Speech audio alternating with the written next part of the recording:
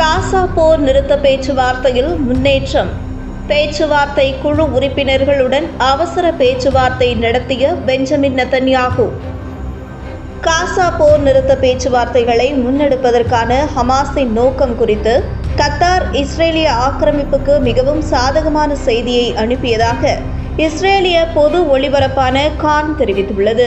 காசாவில் உயிருடன் இருக்கும் இஸ்ரேலிய பணைய கைதிகளை மையப்படுத்திய செய்தி குறித்து முக்கிய அமைச்சர்கள் மற்றும் பேச்சுவார்த்தை குழு உறுப்பினர்களுடன் அவசர தொலைபேசி உரையாடலை இஸ்ரேலிய பிரதமர் பெஞ்சமின் நெத்தன்யாகு நடத்தியிருப்பதாக செய்திகள் வெளியாகியுள்ளது.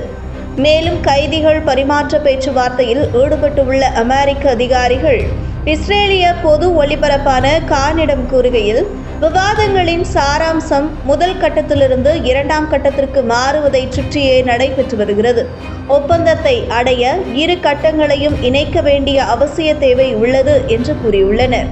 இதற்கிடையில் கைதிகள் பரிமாற்ற ஒப்பந்தத்தை எட்டுவதற்கான சாத்தியக்கூறுகள் குறித்து இஸ்ரேலிய பாதுகாப்பு மற்றும் இராணுவ அமைப்புகள் நம்பிக்கையை வெளிப்படுத்தும் ஆதாரங்களை வெளிப்படுத்துவதாக சேனல் 12 மேற்கோளிட்டு செய்திகள் வெளியிட்டுள்ளது. சர்வதேச கிரிமினல் நீதிமன்றம் மீது நடவடிக்கை. அத்துமீறி போர்க்குற்றம் செய்யும் அமெரிக்கா. உலக பயங்கரவாதி பெஞ்சமின் நெத்தன்யாகுவின் நிர்வாகத்திற்கு எதிராக நடவடிக்கை எடுத்துள்ள சர்வதேச குற்றவியல் நீதிமன்றம் மீது அமெரிக்காவின் பிரதிநிதிகள் சபை தடை உத்தரவு பிறப்பித்துள்ளது. இதன் மூலம் இஸ்ரேலின் இனப்படுகொலையில் தாங்களும் ஒரு அங்கம் என்பதை அமெரிக்கா நிரூபித்துள்ளது.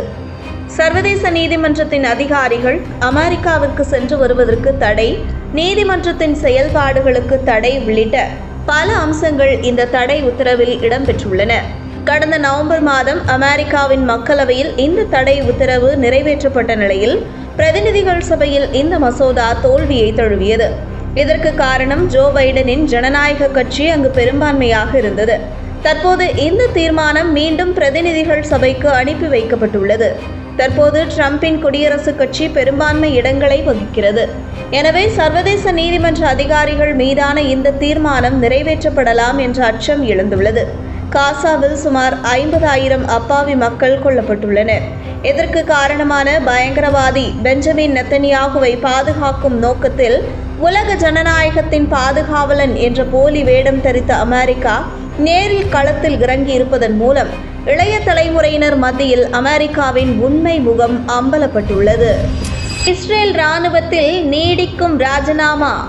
உயர் அதிகாரிகள் மத்தியில் கடும் குழப்பம். இலக்கின்றி பயணிக்கும் பயங்கரவாத இஸ்ரேல் இராணுவத்தில் அடுத்தடுத்து ராஜினாமா படலம் தொடர்ந்து வருகிறது.